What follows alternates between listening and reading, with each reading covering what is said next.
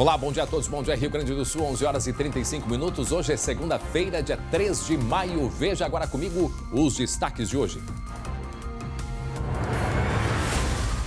Segurança ameaçada na parada. Parece uma tentativa de assalto, mas o homem queria agredir a ex-mulher e conseguiu. Eu fui esfaqueada pelo Denilson. Você quer qualquer coisa comigo? Para completar, era aniversário da filha deles. O que levou ele até lá? E não para por aí. Mulher mantinha irmã em cárcere privado em Canoas, na região metropolitana. O fim foi trágico. Depois da falta de vacinas, o desembarque do alívio. Mais de 400 mil doses da Oxford chegaram ao Rio Grande do Sul. E tem mais. A chegada da Pfizer está prevista para hoje. Ao vivo, a secretária de Saúde, Arita Bergman, nos esclarece todas as dúvidas. E no esporte, atacantes em destaque no Grêmio. Diego Souza garante a vitória no primeiro jogo das semifinais do Gauchão. E o Inter perdeu. E não bastasse isso, tem polêmica entre o clube e empresário. E Guerreiro está em meio a tudo isso.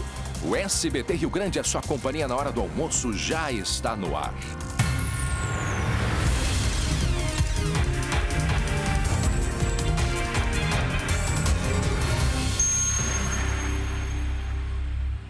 E a gente começa com uma excelente notícia para nós do SBT e para toda a população do Rio Grande que ama o SBT. Agora, a programação local do SBT também está na Sky. Nós damos as boas-vindas aos novos telespectadores e contem sempre com a gente, sempre com o SBT, para levar muita informação e entretenimento aqui no nosso estado para sua casa, gente. Acompanhe então o SBT na Sky nos canais 9 e 409. SBT conecta o Rio Grande do Sul com você, para todo o Rio Grande do Sul. Que baita notícia! Olha só, vamos então com as informações do final de semana, porque agora no final de semana preste atenção nessa história. Porto Alegre inaugurou, digamos assim, um novo estilo de funk. Funk aglomeração. Acreditem nisso, ainda tem aglomeração, assim, ó. Só que nesses funks, o pessoal começa dançando, pertinho, né? Bem juntinho, rebolando. E como é que pode terminar essa história? Internado numa cama, deitado no hospital. Veja o que estava acontecendo aqui em Porto Alegre, na madrugada de domingo, olha só. O baile funk rolava solto em um pavilhão no bairro Floresta. Centenas de pessoas aglomeradas e sem máscara estavam no local. A festa rolou até às 3 da madrugada, quando a Brigada Militar chegou e assumiu o comando do DJ. Ninguém foi autuado no local. Em Gravataí, uma aglomeração terminou em pancadaria. Jovens se desentenderam em uma quadra de esportes na Parada 68. Frequentadores dizem que as brigas por lá são comuns. A Brigada Militar foi acionada, mas quando os policiais chegaram, os brigões já tinham ido embora. Em Novo Hamburgo, na região metropolitana, a Guarda Municipal dispersou cerca de 400 pessoas que estavam em ruas, bares, casas e até uma danceteria. No bairro Guia Lopes, mais de 100 pessoas estavam em uma festa. Na madrugada de sábado, uma casa noturna com quase 400 pessoas em Porto Alegre. O estabelecimento fica na rua Castro Alves. Os agentes já tinham ido outras vezes ao local, mas sempre encontravam a porta fechada. Desta vez, descobriram que os frequentadores entravam por um prédio vizinho. Os proprietários foram identificados e autuados. Olha, depois a gente vai comentar a respeito disso, porque não foram só essas, teve diversas outras. O pessoal final de tarde, reunido, com um sonzinho, tomando chimarrão pelas ruas. Bom, daqui a pouco a gente fala mais a respeito dessas aglomerações. Atenção, porque o nosso assunto é volta às aulas presenciais no Rio Grande do Sul. Estava prevista para hoje, não é verdade? As escolas estaduais. Bom, os alunos do primeiro e segundo ano do ensino fundamental puderam retornar às atividades escolares nas escolas estaduais, mas não foi bem isto que a nossa reportagem encontrou hoje de manhã. E eu já chamo ele, Glauco Pazza, direto da redação. Bom dia, Glauco. Bom dia, André. Bom dia a todos. Pois é, eu estava pensando o seguinte, ó, tanta gente desdenhando, né? Aproveitando, entre aspas, fazendo festa e tanto aluno querendo voltar para a aula, mas, bom, vamos ficar pensando nesse negócio aí. É o seguinte, ó, a gente começou a fazer um giro hoje pela manhã nas escolas para saber qual era o movimento. Afinal de contas, a previsão era de voltar às aulas. Mas vamos ver, vamos conferir então como foi este recomeço. O nosso giro começou às 7h30 da manhã e durante 1 hora nós fomos a 7 escolas. 6 estavam fechadas. A Santa Rita de Cássia teve fios roubados em setembro e não vai abrir. Ixi. Ó, começou mal. A Medianeira estava fechada e sem professor. Bom, mais um problema. A Mané Garrincha, Olinto de Oliveira e a Olindo de Oliveira estavam fechadas. A Cândido Portinari só abre na quarta à tarde. A Escola Gomes Carneiros foi a única que encontramos aberta com 2 turmas de 1º e 2º ano. Segundo a diretora, na próxima semana, outros alunos começam a ser recebidos. Vamos ouvir. Essa semana a nossa expectativa é apenas com o 1º e o 2º ano, certo? A partir da semana que vem, no segunda-feira, a gente começa a receber o 4º, o 5º, o 3º, o 4º e o 5º. Olha só, para terminar, a Escola Presidente Roosevelt ia abrir, mas o secretário faleceu por causa do coronavírus e a instituição vai ficar fechada. Presidente Roosevelt. Aqui no Menino Deus, na Botafogo ali. Isso mesmo. Ainda não há informação da Secretaria de Educação a respeito de um balanço sobre a abertura dessas escolas, desses estabelecimentos de ensino, André. Agora o que a gente começa a perceber, Glauco, sabemos que é importante a volta às aulas, mas é importante que se tenha, né, todo o cuidado que nós já falamos, já nós sabemos, decore e salteado, já que estamos falando aí de escola. Agora, o que a gente percebe é que há muitas escolas com problemas estruturais. E aí a pergunta que fica, e eu acho que amanhã nós vamos conversar com a secretária de Educação do Estado, justamente por isso. Eu sei que a professora Raquel recentemente a assumiu como secretária, mas será que o governo já não tinha, a Secretaria de Educação, um planejamento mais estruturado para esse momento? Quer dizer, 1 ano se passou da pandemia, já 1 ano que nós estamos aí sabendo que as crianças não estão indo à aula, que os professores, tem toda a questão de vacinação, enfim, mas será que não tem ali um planejamento para isso, hein, Glauco? Pois deveria ter, né? O tempo existiu, né? Aliás, verdade. Sobrou tempo, André. Muito bem, daqui a pouco voltamos a falar mais a questão da pandemia. Agora, preste atenção nessa história aqui. Uma mulher, ontem de manhã, saiu para trabalhar e por pouco que ela não volta para casa. Sabe por quê? Enquanto que ela esperava o ônibus, ela foi surpreendida pelo ex-companheiro que esfaqueou esta mulher, gente. Esfaqueou essa mulher. Vejam só aí nas imagens. Uma mulher trabalhadora esperando o ônibus, chega o ex-companheiro inconformado e avança por cima dela. Ela foi salva por outros 2 homens que estavam passando ali pelo local. E vejam só, olha ali, ó, no momento que se aproximam deles. Repito, foi ontem de manhã. Ontem de manhã aqui em Porto Alegre, na Zona Sul. Momento que esse homem se aproxima dela e, olha ali, ela ferida conseguiu se levantar. Não, e um detalhe, ligaram imediatamente para o SAMU. Sabe quem é que atendeu a ligação do pedido de socorro? A irmã dela. A irmã dela. Imagine o desespero. Daqui a pouco nós vamos contar os detalhes. Nós tivemos acesso com essa profissional do SAMU, que é a irmã da vítima. Nós conversamos com ela. E vejam a irmã que recebeu a mensagem do pedido de socorro. Daqui a pouco a gente traz outras informações, nós vamos a um rápido intervalo e já voltamos em seguida para falar deste caso, falar de vacinação, da volta às aulas. É rapidinho, até já.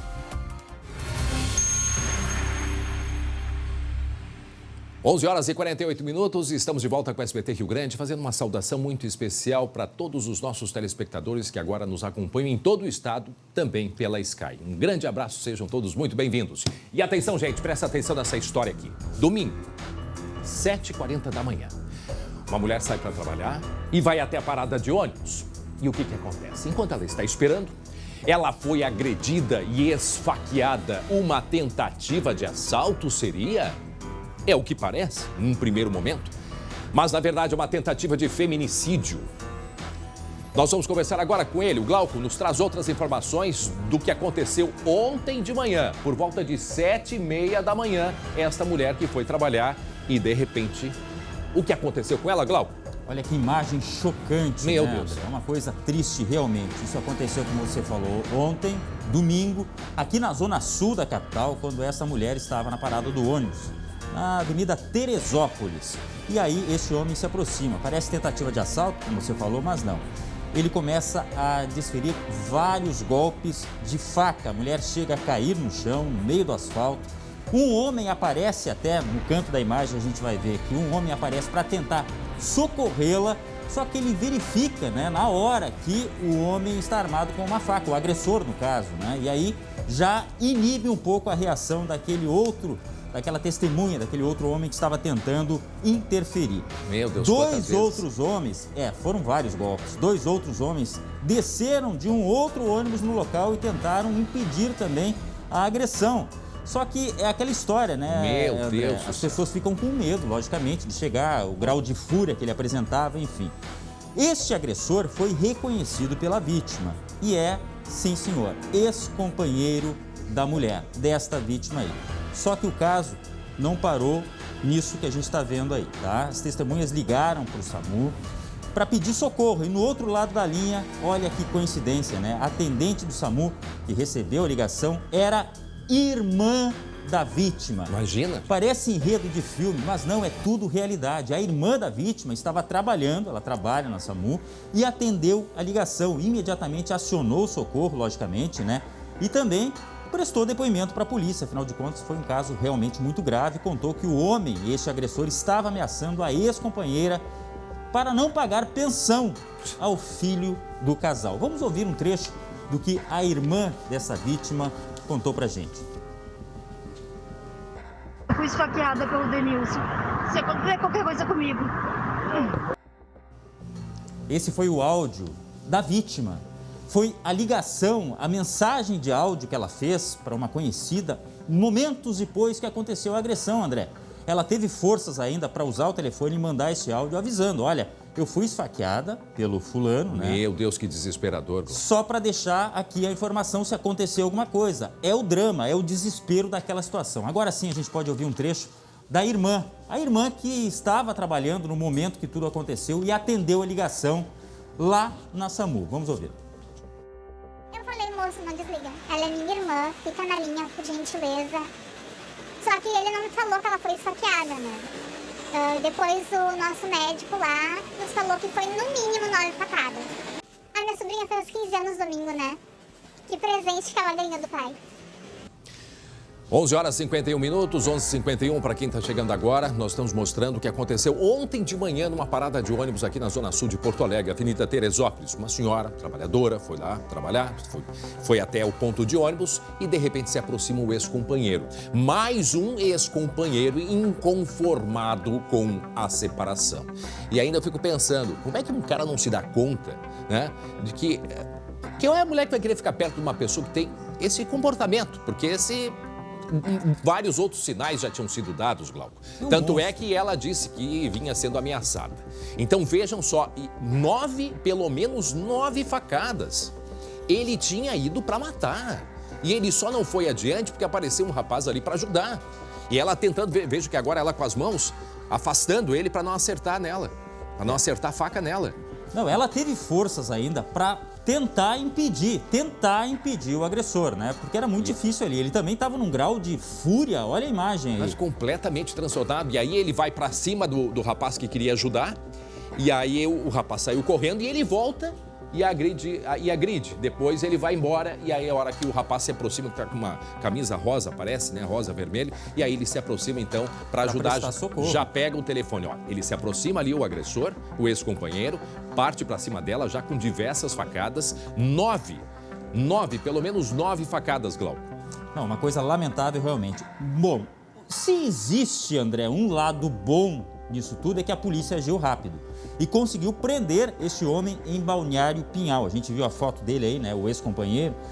E no Balneário Pinhal ele tentou se esconder, depois que cometeu o crime. Diligências foram realizadas no local, os policiais conseguiram prender também ou apreender a faca utilizada nesta tentativa de feminicídio. Bom, nós temos aí mais uma entrevista com a irmã desta vítima, repetindo, a irmã que estava trabalha no serviço de emergência e urgência na SAMU e atendeu a ligação justamente destas testemunhas que presenciaram tudo e ligaram para a SAMU pedindo socorro. Vamos ouvir. A menor demonstração de agressão pode gritar contigo, pode falar em bom tom. Avisa alguém, sabe? Se tu se sentiu ameaçada, coagida, vai na delegacia da mulher. Acontece muitos casos porque as mulheres não denunciam porque tem medo, porque acham que o sistema não funciona, mas funciona. Bom, e aí, e muitas vezes as mulheres têm medo e outras vezes, né, vem o ex-companheiro ou o próprio marido com uma lábia, não, eu vou mudar, isso foi só um momento. E assim vai e as coisas acontecem. Eu já não sei quantos feminicídios já tivemos esse ano. E essa senhora, esse caso daí só não foi mais grave ainda, porque teve ali ajuda de pessoas, né, que tentaram ajudar, porque foram 9 facadas, gente. Qual era o objetivo desse homem? Bom, atenção, a gente vai conversar com a delegada que está investigando esse caso. O Lucas Abate está lá na delegacia e vai trazer outras informações, não é mesmo, Lucas? Bom dia.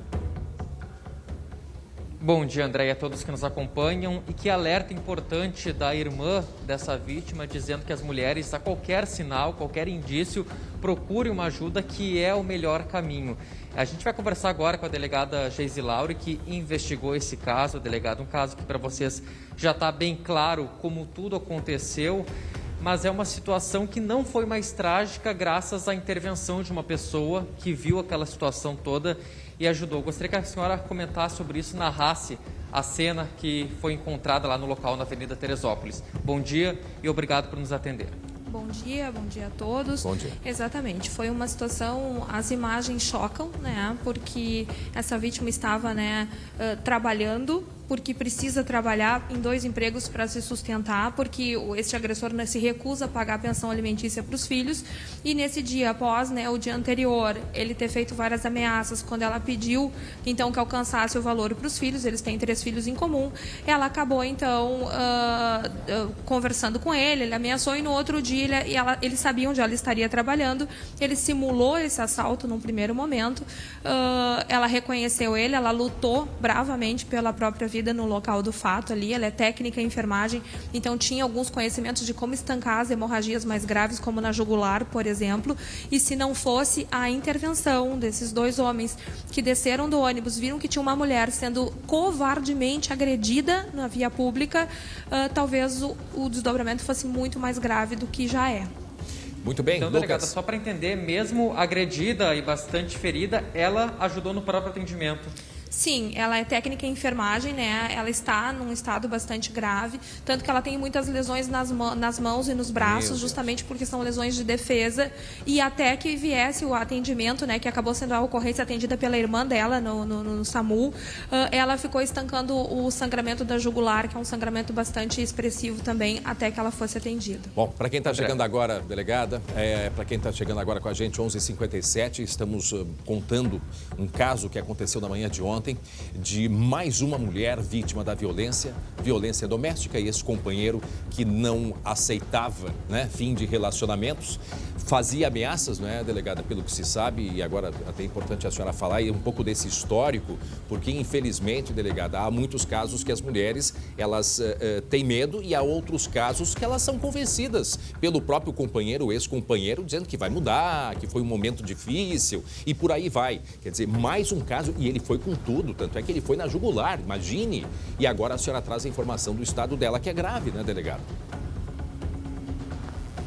Sim, exatamente. O estado dela é muito grave, e este vídeo, né, essa imagem que nos choca deve servir justamente como um alerta, né, para que todas as mulheres que estão sofrendo qualquer tipo de violência, qualquer tipo de relacionamento abusivo, que nos procurem, que registrem uma ocorrência, que rompam esse silêncio e peçam ajuda, porque nós podemos alcançar esta vítima, né, orientar, solicitar medida protetiva, e que elas acreditem que essas ameaças elas podem se concretizar. Eles já tinham um histórico, mas não havia registro de ocorrência recente, não havia medida protetiva em vigor, embora as ameaças fossem constantes, né? Ele já tinha esse comportamento, então assim, já tinha histórico prévio com relação a ela mesma, e é preciso sempre que este agressor torne a ameaçar essa vítima, que ela venha e registre uma nova ocorrência, porque isso é que fundamenta muitas vezes nossas representações de prisão preventiva para esses agressores. Não, e a gente percebe ali uma violência, André, além das facadas, Glauco e delegada Geise Lauri, a gente percebe a violência com que ele vai para cima, além das facadas,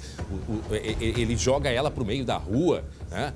Vai para cima daquela pessoa que tenta ajudar, e vejam o desespero dela, que conseguiu ainda pegar o telefone e mandar um recado para uma amiga. Vamos escutar o que ela disse para a amiga, desesperada. Eu fui esfaqueada pelo Denilson. Você quer qualquer coisa comigo?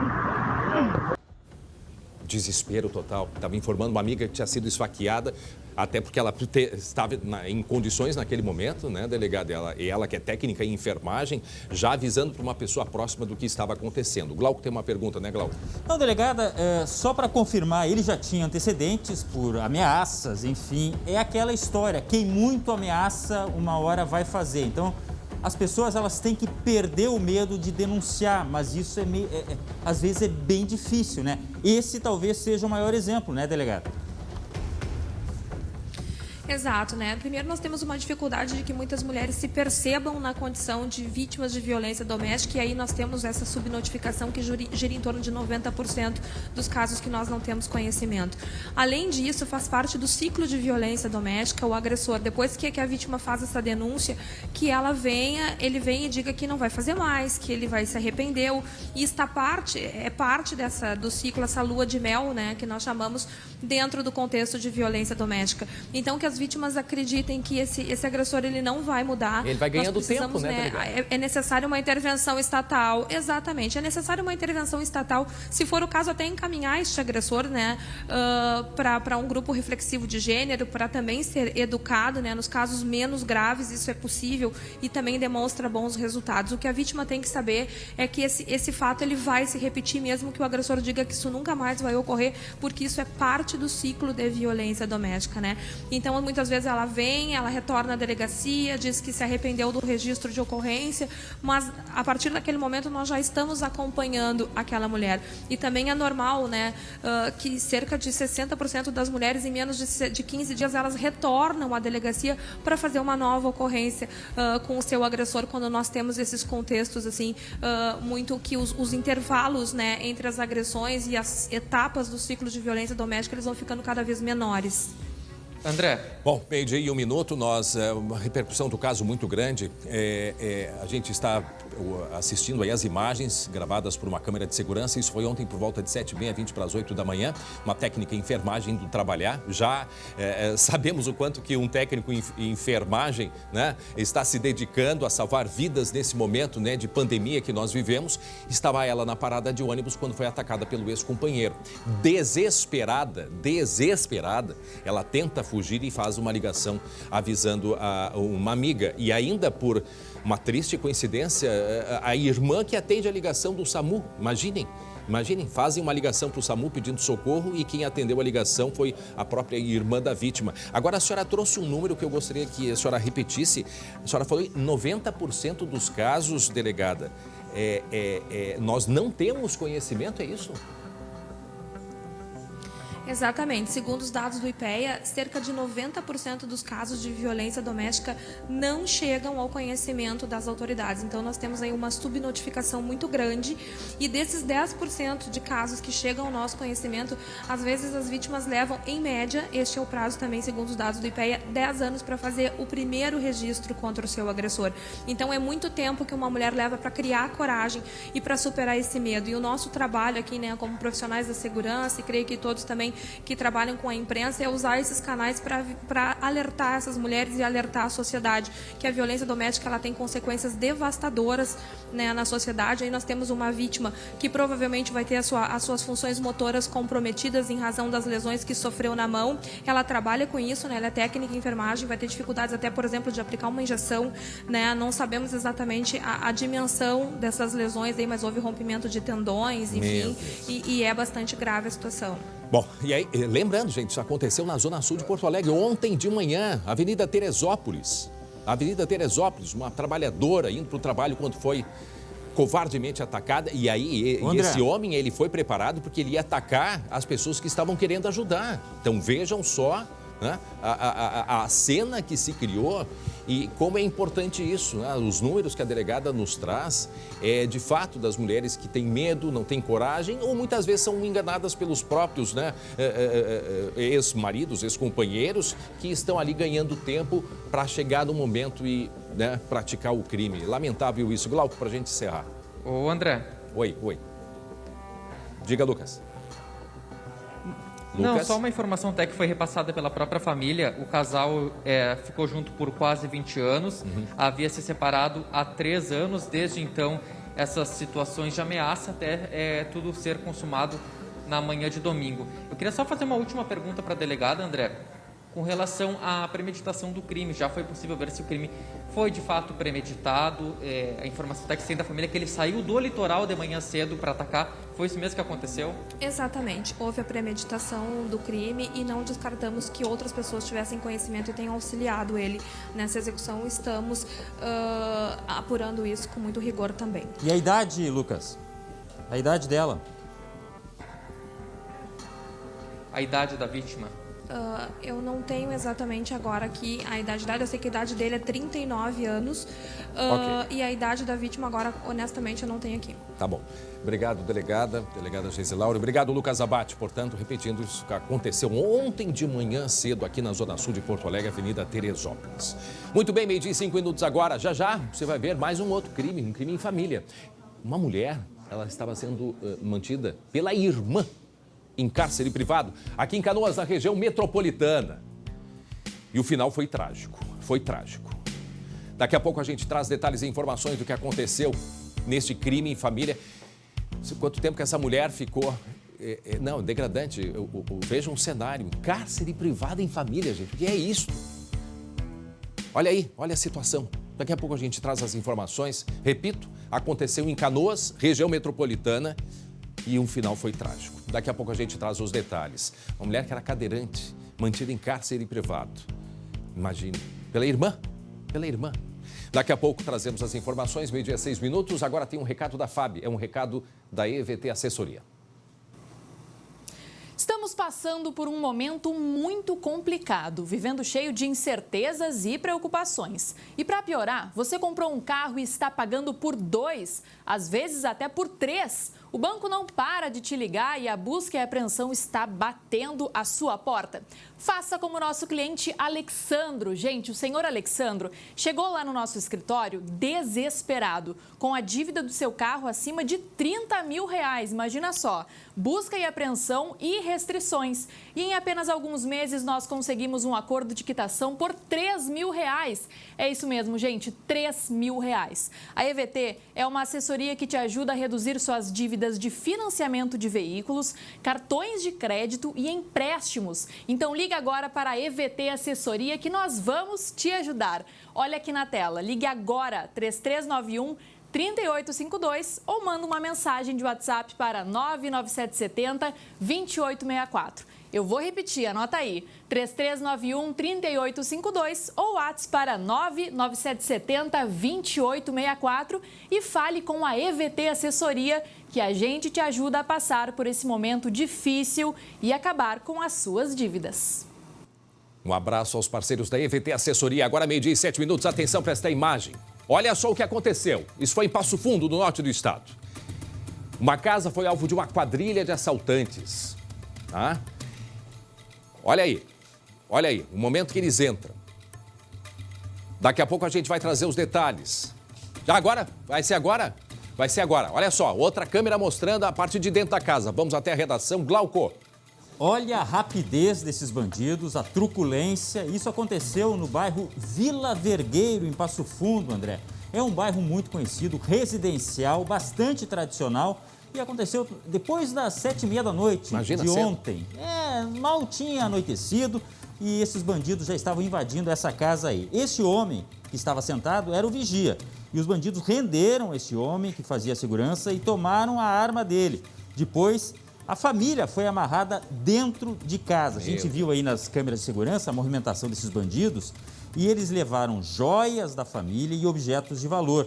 O grupo fugiu num carro, já identificado pela Brigada Militar. Um quarto assaltante aguardava o trio no veículo justamente para poderem fugir mais rápido. A polícia agora está investigando este caso que realmente chamou a atenção. Eles entraram muito rápido, com muita truculência, como eu falei antes, André, e fizeram o serviço ali, em pouco tempo. Só que foram também muito violentos, amarraram a família e levaram o que tinha de valor, André. Desesperador, 12h e 9 minutos. Uma residência foi atacada por criminosos às 19h30. Foi ontem à noite em Passo Fundo, no norte do estado. Agora veja a situação. Na frente da residência estava um idoso. Na frente da residência, um idoso, parece idoso, né? Que era o que fazia a segurança. Fazia a segurança. Esse homem que estava ali na frente da casa, sentado, estava armado, né, Glauco? Estava armado. E o momento que os criminosos entram, e vejo que já jogam ele no chão, né? Rendem ele. Ali, ó, tá aí um dos criminosos em cima dele ali. Enquanto que os outros dois... Agora, será que eles tinham informações, hein, ô Glauco? É uma possibilidade e até informações de que esse homem tinha arma. Isso a polícia trabalha com toda essa questão aí, até não fala mais que isso por causa das investigações, mas a boa notícia é que já tem o detalhamento da placa do carro, tá? E com isso a polícia está tentando chegar aos nomes destes indivíduos, né? Desses bandidos aí, André. E o revólver estava em cima, a gente vê, estava em cima da banqueta, né? Olha, a gente faz esse, não é fazendo nenhuma crítica, apenas analisando as imagens e que sirva, né, de alerta para todo mundo, principalmente essas pessoas que fazem a segurança. Aí o momento que eles entram, essa é a câmera de dentro, mostrando ali pela garagem, enquanto que um imobiliza ali o segurança, os outros dois vão, invadem a casa e atenção, gente, eles mantiveram essa família refém e roubaram diversos objetos. Olha aqui, ó. Ele sentado aqui, ó, para aí a imagem, ó. Aqui, ó, olha ali, ó. Ele estava sentado com as pernas em cima da banqueta e a gente percebe que em cima da banqueta estava o revólver. Né? É o celular? É o celular ou o revólver? Parece um celular. Que é o celular. Pode ser que seja um celular. Mas vejam como pegou de surpresa. E é muito rápido, né? Muito rápido. E a hora então que o criminoso já vem, já imobiliza este segurança que estava sentado ali, e empurram ele para dentro.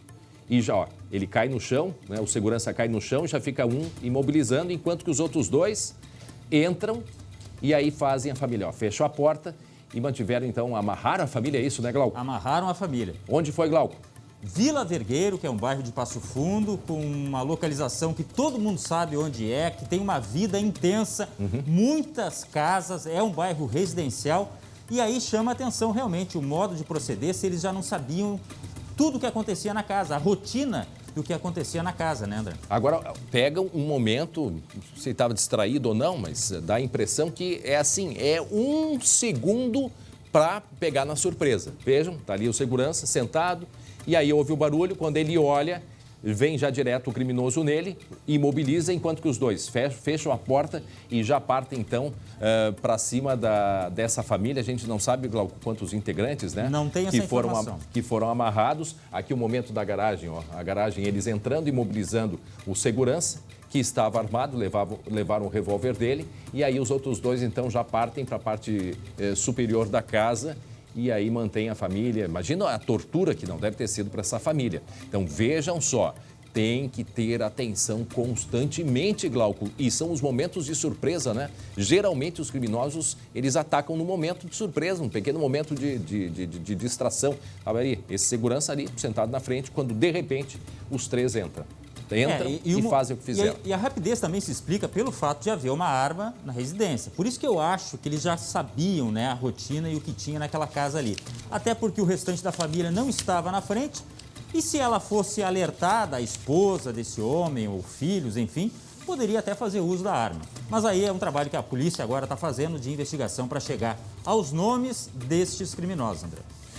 Muito bem, para quem está acompanhando, este foi um assalto que aconteceu ontem à noite em Passo Fundo, no norte do estado, por volta de 7h30 da noite. Isso serve de alerta a todos nós, né?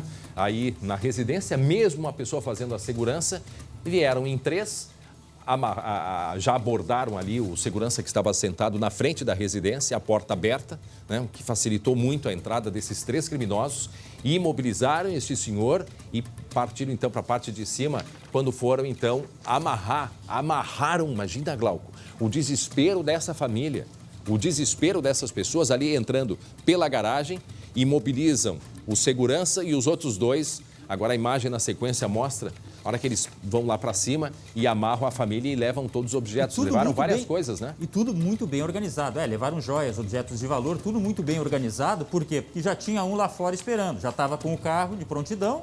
À medida que eles forem saindo, né? O cara dá no pé e aí a polícia fica mais difícil de pegar. Mas eles, graças às câmeras, inclusive, já têm informação das placas deste carro, que pode ser clonado, enfim, mas já é uma pista para a polícia, André. Que não foi o carro da família, era um carro que estava esperando, né? Isso. É um carro que já estava esperando por eles. Muito bem. Gente, agora meio-dia e 14 minutos. E a gangorra Grenal, hein? A famosa gangorra Grenal. O Grêmio ganhou e o Inter perdeu. Tem um atacante tricolor em alta, enquanto um centroavante colorado está metido numa polêmica. É isso, Glauco? Pois é, André. Olha, começo de semana para o Colorado está sendo uma grande dor de cabeça. Bom, primeiro a gente está vendo aí que o Inter perdeu, tá? No Gauchão, perdeu para o Juventude. Lembrando que estamos nas semifinais. E tem toda a questão envolvendo o Paulo Guerreiro. O empresário pediu a rescisão ou sugeriu a rescisão do contrato. Poxa, mas não é o grande nome do ataque do Inter. Agora o torcedor está naquela. Será que o Guerreiro está desgostoso ou o Inter está desgostoso com o Guerreiro? Que história é essa, hein? Daqui a pouco a gente fala mais sobre isso. Que história é essa? Daqui a pouco no Esporte, então, com Glauco Paza. Em seguida, as informações da dupla Grenal.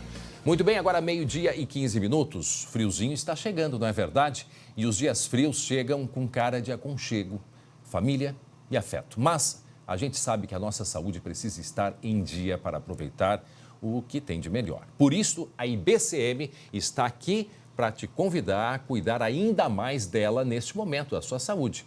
O Plano de Saúde da IBCM oferece uma grande diversidade de especialidades, além de odontologia, terapias e fisioterapia. Tudo pelo melhor valor do mercado e sem qualquer coparticipação. E mais, o valor não muda de acordo com a idade. Aproveite tudo de melhor que a nova estação tem para você. Cuide-se, previna-se, aproveite para proteger sua família e ficar tranquilo desde agora. Ligue já para 0800 647 5511 ou chama pelo WhatsApp que está aparecendo aqui na tela. E conheça mais o que a IBCM tem para oferecer a você. IBCM, o plano de saúde feito para o servidor público municipal e estadual. E atenção para esta imagem aqui. Olha o que aconteceu. Uma cadeirante foi mantida em cárcere privado, em condições péssimas, pois ela morreu nesse final de semana. Isto em Canoas, aqui na região metropolitana, e ela foi resgatada pela equipe do SAMU que foi até o local. O delegado Rafael Pereira, ele está em contato com a gente. Delegado, o senhor me escuta bem? Boa tarde. Te escuto perfeitamente, e o senhor?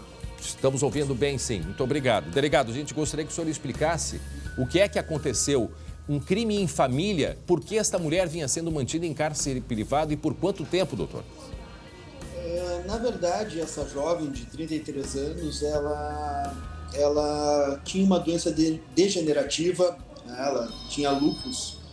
E de uns tempos para cá a doença começou a agressivar, principalmente após a perda dos pais, talvez até pelo fator psicológico. E com isso ela começou a perder a mobilidade e passou a depender para as suas necessidades de uma irmã. E a partir daí que a gente apura desse momento em que a irmã obteve acesso também aos cartões de benefício do INSS, dentre outras coisas, né? Dinheiro. Benefícios financeiros, a gente apura a falta completa de cuidado. E com o passar do tempo, quando se descobriu a situação, infelizmente, a vítima já estava assim, num estado que é indescritível em palavras. Não tem como descrever em palavras. Meu Deus. A gente não divulga vídeo, nada, em razão, assim, é muito forte as imagens, mas para tentar contextualizar, talvez olhando filmes de tortura em campos de concentração na Segunda Guerra Mundial, a gente acha algo parecido, mas não o que a gente viu. Que idade a vítima essa não irmã? tinha mais pele, a vítima não tinha mais seio, a vítima não tinha mais pedaços da orelha. Que isso? A vítima tinha uma doença que, desculpa os médicos que assistem, eu vou pronunciar errado, peço perdão, mas é miase ou miase, que é conhecida, desculpa também a popularidade, mas conhecida bicheira, que só dá em animais, que é infestação por larvas, moscas, nos seus órgãos genitais. Tamanha o descaso, né? Que isso? É inacreditável, E, infelizmente, mesmo com todo o tratamento da SAMU, com todo o esforço das equipes médicas aí do município de Canoas, que são, olha, espetaculares, mesmo assim a vítima veio a óbito na sexta à noite, ali na entrada da madrugada. Né? Que idade tem a irmã dela que fez isso? Isso, a irmã, na realidade a irmã tem 39 anos, que foi a pessoa que nós prendemos primitivamente na sexta-feira, e a vítima tinha 33. Meu Deus. O meu colega Lucas tem uma pergunta para o senhor. Tudo bom, Lucas? Oi, boa tarde, delegado. No final de semana a gente conversava e até o senhor me disse, né, que nunca tinha visto isso. Imagina um policial que atua há tanto tempo na linha de frente não ter visto isso, que a situação realmente era muito grave. Mas eu queria saber qual que seria a motivação. A irmã chegou a dar algum depoimento, falar por que fez tudo isso com ela? Lucas, assim, completando o que tu disse, nem quando trabalhei, na época eu trabalhei em Guaíba, que lidava com muitos homicídios, nem cadáver apresentava um aspecto que a irmã dela ainda resistia viva, tentando sobreviver, apresentava. Sobre a motivação, sim, a gente apura também a questão patrimonial financeira e também a questão que é muito difícil para nós entendermos, mas às vezes é o óbvio que sim, a questão talvez de requintes de maldade, de deixar a irmã ali e não ter o egoísmo, aquele de não perder um mínimo de tempo, um mísero tempo para cuidar. Meu Deus. Né? E a questão financeira a gente apura à medida em que ela, inclusive quando foi presa, estava de posse do cartão do INSS, que ela recebia um benefício, a vítima, de R$ 1.100, né, durante 5 anos. A gente sabe que R$ 1.100 no Brasil não te retira da pobreza, mas te dá condições, sim, no mínimo de ter água encanada, de pagar a conta de luz e de comer arroz e feijão. E, delegado, né? Nenhum sinal, algum vizinho, algum familiar? Há quanto tempo que ela já estava nessa condição? Porque ela foi, pelo que a gente apurou, ela foi piorando com o tempo, né? E esses 2 últimos meses, sim, foram cruciais. Conforme alguns depoimentos colhidos nesses últimos 2 meses, a irmã começou a proibir que vizinhos fossem lá vê-la. A irmã, inclusive, retirou o celular dela, porque ela já tinha dificuldade de locomoção. Imagina. Então, se ela poderia falar com alguém, era a partir do celular, a irmã tirou. E na última semana ela já estava em estado vegetativo, deitada numa cama. E pelo que a gente apurou, inclusive com fotos e vídeos do local, pela altura da grama, buracos, dificuldade de uma cadeirante, o banheiro era fora da sua casa, era uma edícula separada da pequena edícula que ela morava.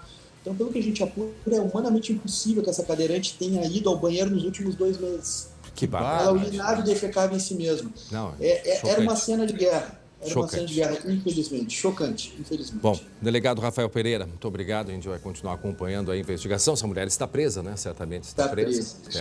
Essa irmã que tem 30... A vítima tinha 33 e ela tem 39 anos. Muito bem. Delegado Rafael Pereira, muito obrigado pelas informações. Eu que agradeço a atenção de todos. Uma boa tarde. Uma boa tarde, obrigado. Meu Deus, uma coisa inacreditável, gente. Inacreditável. E sinal, né? Será que um vizinho, ninguém viu absolutamente nada?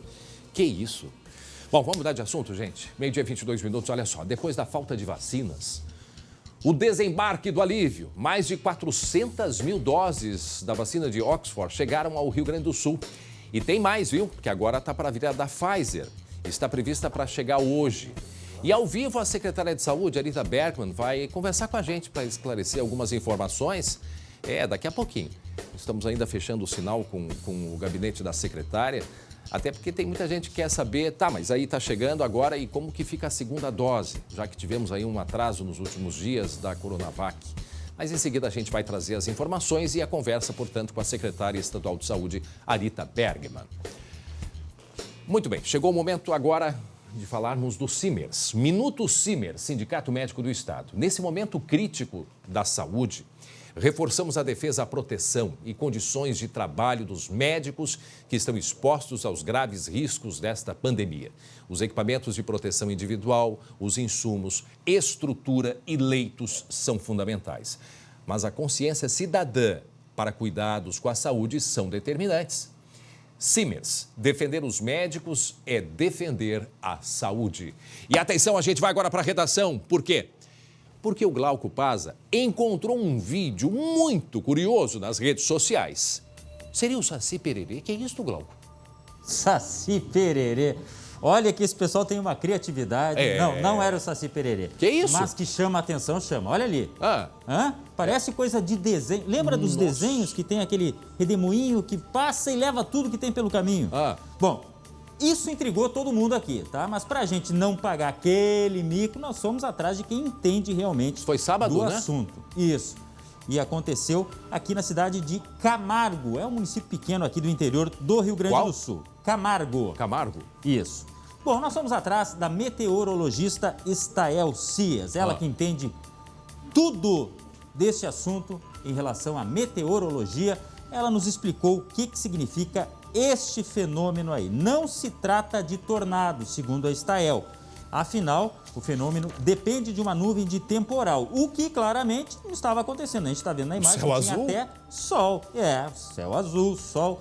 O fenômeno que a gente vê no vídeo costuma aparecer em dias de ar muito seco, segundo a Estael, e com temperatura elevada e céu claro. Isso aconteceu sábado, como eu disse, lá em Camargo. Então não foi dessa vez que a gente viu o Saci Pererê, mas é um fenômeno típico de dias secos, claros, com sol, e pode acontecer em qualquer local. Só que neste caso aí foi um flagrante de imagem de câmera de segurança em Camargo. Olha o que fez na cobertura daquele local ali que é de criação, né? É uma propriedade rural que plantam hortifruti grangeiros também. Provavelmente isso aí é para plantação, na verdade. Plantação? Isso aí não é eu achei até que fosse um galinheiro, porque tem ali ali à direita Pode tem ser, uma... tem uma caixa d'água. Né? Ali é de comida, de alimento, né? Para as galinhas. Acho que é lá pertinho de Passo Fundo, essa aula viu? eu perdi da vida no interior. É pertinho de Passo Fundo, viu, Glauco? A cidade é? É, Camargo é pertinho de Passo Fundo. Tá. E aqui eu me socorro do grande produtor rural André Har, que já viu que isso aí é de criação animal. Não, eu tô fato achando. É que levou um monte de telha da cobertura. Olha ali, Não, André. impressionante. E impressionante. Para quem está chegando agora, tá achando estranha esta imagem, porque o céu azul, né? Não tem vento. Olha ali, ó. As folhas ali, tu viu? Quer dizer, o que se criou, nesse caso aí, é um redemoinho. Isso é um redemoinho, não é tornado, até porque ele não é tão poderoso assim, digamos, como um tornado. Agora, ele olha, assusta porque ele começa a se formar ali, o redemoinho, e ele cruza por cima aí dessa construção, ele puxa a terra do chão também ali, ó, viu que ele puxa? E leva o telhado. Ele cria um túnel, né? Exato. E caiu. E cai, tem ali aquela vareta ali, aquele mastro ali, ó. Aquele ali sofreu os efeitos da passagem. Fica, puf, é o mais conhecido como taquara, eu acho, né? É uma taquara. Pode ser que seja. Eu não sei se é taquara. Acho que não é, não. Estava segurando um fio ali. E teve um outro poste que caiu também. Uma outra guia, né? Um outro... Quer ver? Ó, vai aparecer ali, ó. Não, e eu tô vendo impressionante. pela árvore aqui que a imagem não tá tão acelerada, não. Quer dizer que o negócio era rápido mesmo. Não. A imagem não tá nada acelerado. É tempo real. Tanto é que tu vê assim, ó, pela árvore ali, ela, se tivesse acelerado, ela teria, né, estaria se mexendo. Mas não, é normal. Então veja a questão de segundos desse rede. O que disse a Estael sobre isso, hein? O que a Estael falou? Que é um fenômeno de dias quentes, secos, tá? Dias claros, inclusive, porque a gente não tem manifestação nenhuma aí de chuva e que pode acontecer em qualquer lugar, só que não tem nada a ver com tornado, tá? Sim. O tornado ele é maior. E veja que ele cruza por cima do telhado, né? Ele sobe o telhado e ele vai adiante ali. Ó, a gente consegue observar na imagem aqui. O que tem aqui à direita? Me ajuda, Léo? Hein? O Léo, nosso cinegrafista aqui, sempre ajudando. O pessoal, todo mundo ficou... Não, ali é um silo? Não, ali Não, aqui não é caixa d'água. Eu acho que isso aqui é onde se coloca a alimentação que vai abastecer o galinheiro. Então assim, ó, de tudo eu errei tudo, então. Mas tudo bem. Mas aqui no cantinho a gente vê que ele cruza esse redemoinho e ele continua derrubando algumas outras... madeiras aqui, bem no canto à direita do vídeo. 13 e 18. Tem a ver com o ar quente, né? Tem a ver com o ar quente, porque o ar quente sobe. E aí quando forma aquela força... Lembra que a Estael já falou várias vezes, isso acontece, gente, quando é mais intenso do que este que a gente observou aí na cidade de Caetano? Camargo, perdão. Camargo. Eu já estava achando que era Caetano também. Não, é o Camargo, é outro cantor. Na cidade de Camargo, pertinho de Passo Fundo. Mas acontece esses redemoinhos aí no caso de tornado. Lembra que a Estael falou da pescaria de peixes? Porque quando é na água, ele puxa, ele suga, é como se fosse um liquidificador.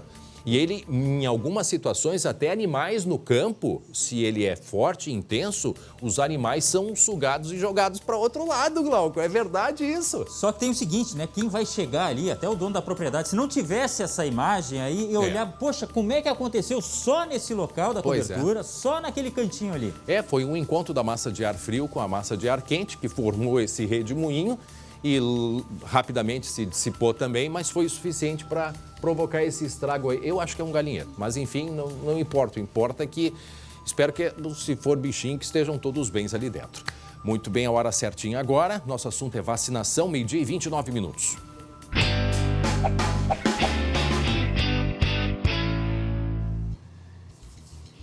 De um lado, a flexibilização das atividades, de outro, a corrida pela vacina. Qual é a situação atual do Rio Grande do Sul em meio à pandemia?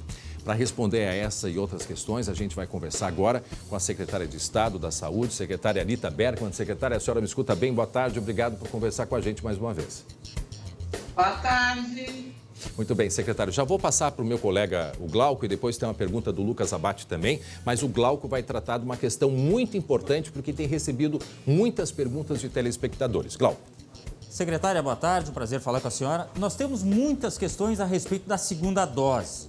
Em primeiro lugar, pessoas que têm que tomar a segunda dose estão preocupadas com o atraso, principalmente no que diz respeito à Coronavac, e pessoas que têm que tomar a segunda dose e não procuraram a segunda dose. O que pode ser dito pela Secretaria da Saúde a respeito desses dois casos? A Secretaria da Saúde está ciente, né, de que realmente está faltando a segunda dose, mas hoje temos uma notícia, né, positiva, porque chegou um número ainda não desejado, mas já possível, de fecharmos em 97% a D2 da nona remessa, que envolve idosos de 69, 70, 71, por aí, que ainda não tinham recebido a dose 2. Além disso, nós estamos aguardando a possibilidade do envio de mais doses da Coronavac, para que não só quem fez a primeira dose procure, tá? Tão logo chegue nas unidades básicas de saúde, como quem também não fez a vacina e está dentro do grupo, que tenha essa oportunidade de ainda se vacinar, embora estejamos iniciando a vacina do grupo das comorbidades. Secretária, agora que a senhora falou do grupo das comorbidades, o Estado já tem uma ideia de quando vai terminar esse grupo e aí, então, iniciar a vacinação da população em geral? Sempre a título de expectativa. O que nós podemos dizer hoje que este grupo, são 1.150.000 pessoas que nós já recebemos até o presente momento 661.000 doses, ou seja, já ultrapassamos 50% de doses recebidas. Mas agora, assim como nós começamos a distribuir na sexta-feira 341.000 doses, hoje estamos distribuindo 458.000 doses. Então, agora precisa ter um tempo para que os municípios se organizem, mas é importante frisar que a etapa 1 do Plano Nacional de Imunizações, que trata das comorbidades, já distribuiu vacinas para gestantes de alto risco e puérperas, para pessoas com síndrome de Down, mas sempre considerando a partir dos 18 anos, para os doentes renais crônicos que fazem diálise e para todas as pessoas de 55 a 59 anos. Isso foi distribuído na sexta-feira. Ainda as pessoas portadoras de deficiência permanente a partir de 54 anos. E hoje, André, desculpe, mas para completar a notícia, hoje nós estamos distribuindo vacinas, hoje não, recebemos hoje, a distribuição começa a partir de terça-feira, para todas as pessoas a partir de 40 anos com comorbidades e os demais grupos. Tá, mas e aí, qual é a data que o Estado trabalha para terminar todo o grupo comorbidade, secretária? Bom, a estimativa é que possamos, no decorrer do mês de maio, conforme previsão do Ministério, fechar este grupo. Mas como já alcançamos com dose 57%, se seguir no mesmo ritmo o envio de vacinas, nós acreditamos que até antes do final de maio se fecha esse grupo. Olha aí. Eu tinha ouvido uma ideia para setembro, mas até que se continuar nesse ritmo, que bom que ainda é em maio. Informação bastante importante. Glauco. O grupo de comorbidades, para ficar bem claro. Não. Sim. É que aí depois do comorbidades, aí a gente começa com a população em geral de 59 anos, correto? Não, depois das comorbidades, tem ainda pessoas que vivem em situação de rua, as pessoas em privação de liberdade e os professores na sequência. Certo, sim. Então, pessoas em situação, depois, quando terminar comorbidades, então, moradores em situação de rua, os presos e depois, então, os professores, aí sim que parte para a população em geral a partir de 59... Não, 59 anos, né? Ainda tem outros grupos que constam do Plano Nacional de Imunização. Tem toda a área de transporte, transporte viário, aeroviário, terrestre, enfim, tem outros grupos que então é isso que o Ministério... então é isso que o Ministério da Saúde projetou, que a partir de setembro, aí sim, a população em geral comece a receber as doses da vacina. O Glauco tem mais uma pergunta para a senhora, né, Glauco? Secretária, em relação à vacina da Pfizer, que tem toda aquela logística um pouco mais difícil, digamos assim, as capitais, elas estão sendo privilegiadas, qual é a chance do interior receber essas vacinas também para ampliar ainda mais esse espectro de vacinas aplicadas? Nós ainda não temos sinalização do Ministério da Saúde de mais doses. Essas são parte de 1 milhão de doses que o país recebeu. Então, devem estar chegando amanhã 32 mil doses que ficarão em Porto Alegre, porque essa foi uma decisão do governo federal de que, em primeiro lugar, as capitais, justamente pela questão do armazenamento. Mas nós não temos dificuldade no Rio Grande do Sul. Várias instituições, principalmente as universitárias, ofereceram freezers que é possível armazenar também no interior do estado.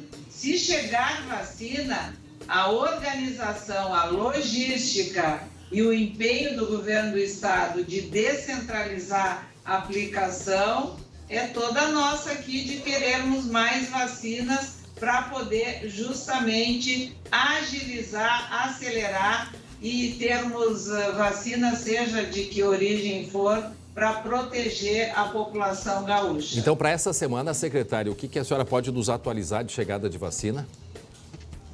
Bom, essa semana, hoje nós recebemos doses. Então, se vamos receber mais, e normalmente o cronograma do Ministério na terça-feira, avaliam o estoque recebido, tanto do Butantan quanto da Fiocruz.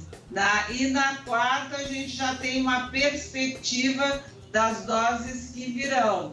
Nós já sabemos que teremos mais Coronavac, porque o Butantan está fazendo entregas, embora ainda não na quantidade que nós necessitamos para D2, mas a expectativa é de que o cronograma do Ministério, a partir das últimas remessas, fique numa situação de regularidade.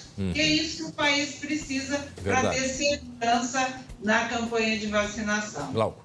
Não, uma última a respeito da vacina da Pfizer. A senhora, a secretaria, tem informações de outros municípios, porque a senhora falou que os municípios do interior têm capacidade de receber essa vacina, mas tem muitos municípios pequenos também. Há uma mobilização desses municípios para compra de ultra-freezers, enfim, se for o caso de receber mais vacinas da Pfizer? Olha, em primeiro lugar, eu quero deixar bem claro aqui que o governo do estado, inclusive, está entregando câmaras frias, claro que não para a vacina da Pfizer. Em segundo lugar, não há necessidade de aquisição, porque o próprio Ministério da Saúde está fazendo essa compra. Em terceiro lugar, nós temos polos regionais que podem ficar com as vacinas e ela tem um tempo entre a saída do freezer e a aplicação. Então, essa logística nós ainda não organizamos, porque não temos a quantidade que virá para o estado.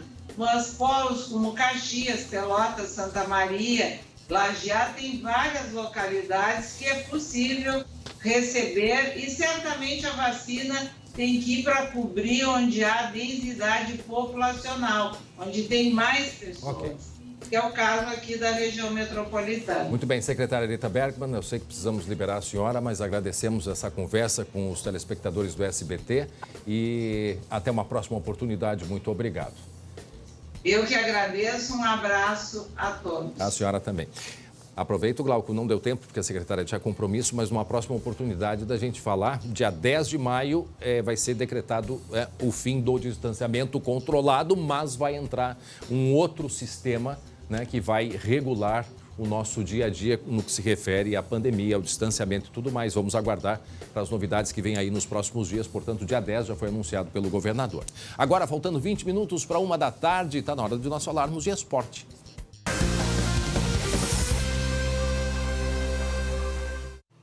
No esporte, o Inter perdeu e o Grêmio venceu no primeiro jogo da semifinal do Gauchão. Mas nem a derrota tumultuou tanto a vida dos colorados do que uma notícia sobre o Guerreiro, não é mesmo, Glauco Paza? Lembrando que nós falamos sempre para Biscoito Zezé. Carinho que vem de família, meu irmão Glauco.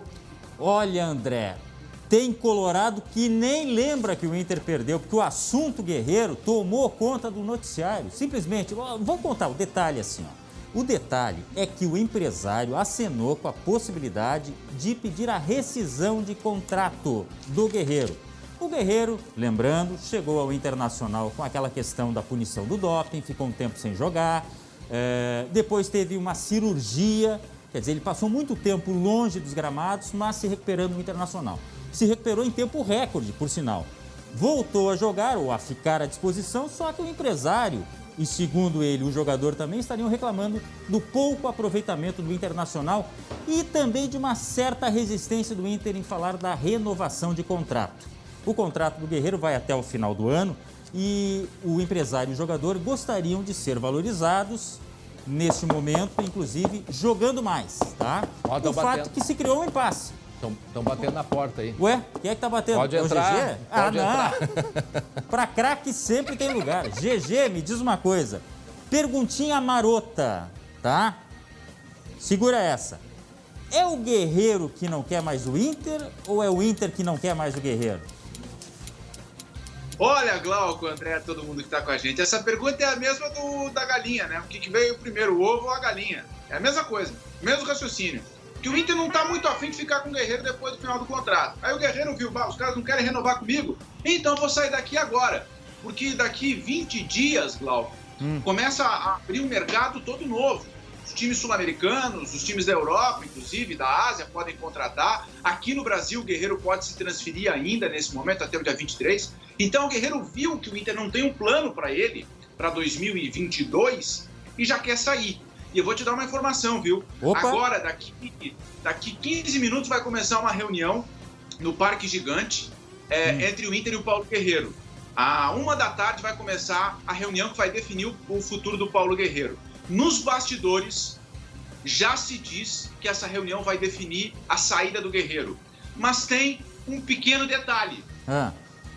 Tem um pequeno detalhe. O dinheiro, né? Fala. O dinheiro. Mas ele tem que contratar e tem que fazer um acordo. É só um detalhe. Danilo é o nosso chefe, é o que está passando aqui, ó. Vai abrir a janela, tem que segurar o Jeremias, pelo amor de Deus, tá? Já está conversado aqui. Jeremias não sai daqui por dinheiro algum. Bom, é o seguinte, ó, a direção do Inter está falando que é relação de empregado e empregador, tá?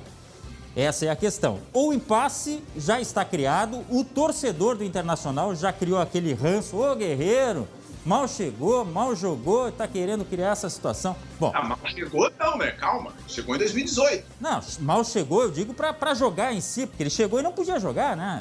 Essa é a questão, jogou pouco. E agora jogaria pouco também porque tem as eliminatórias, tem a seleção peruana, né? É complexa essa situação.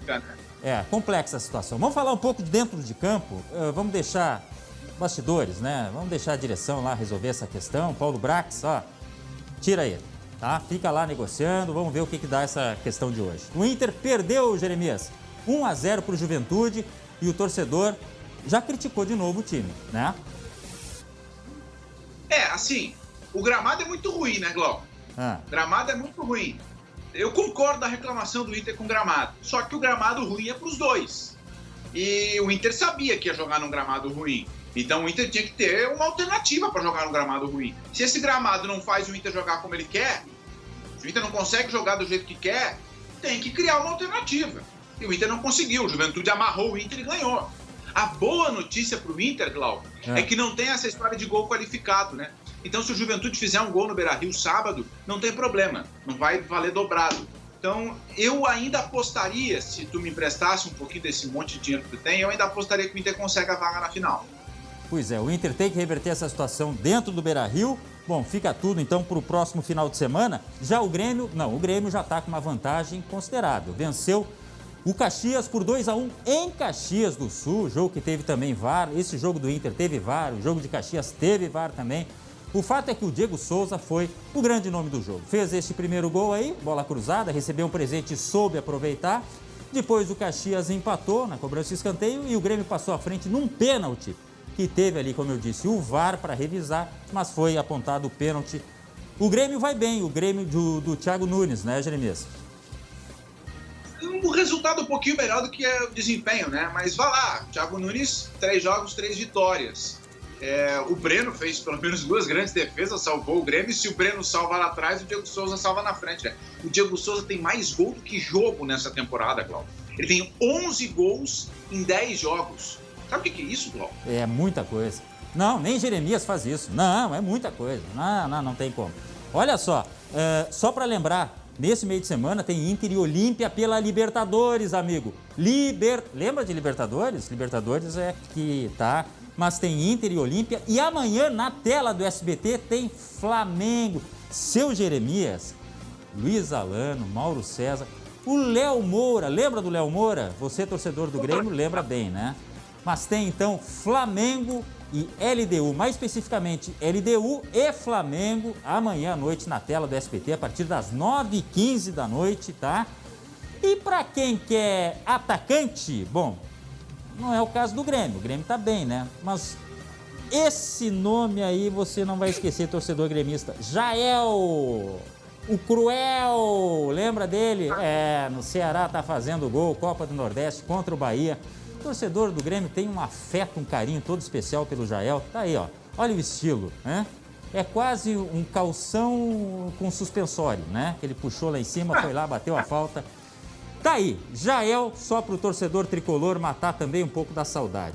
Ô, GG, fica de olho nessa reunião do Guerreiro, qualquer coisa bate na porta de novo, tá?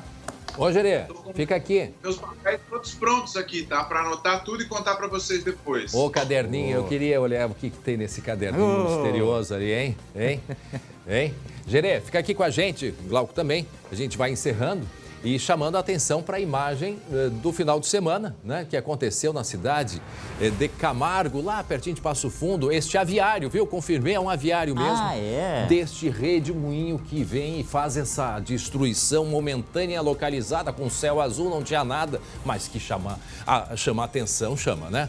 É uma imagem que é coisas aqui do nosso interior do Rio Grande do Sul. A gente vai ficando por aqui, 19h20, segunda edição com o Chemali. A gente volta amanhã a partir das 11h30. Obrigado pela audiência, pela companhia. Tchau, Jeremias. Tchau, Glauco. Até amanhã. Tchau.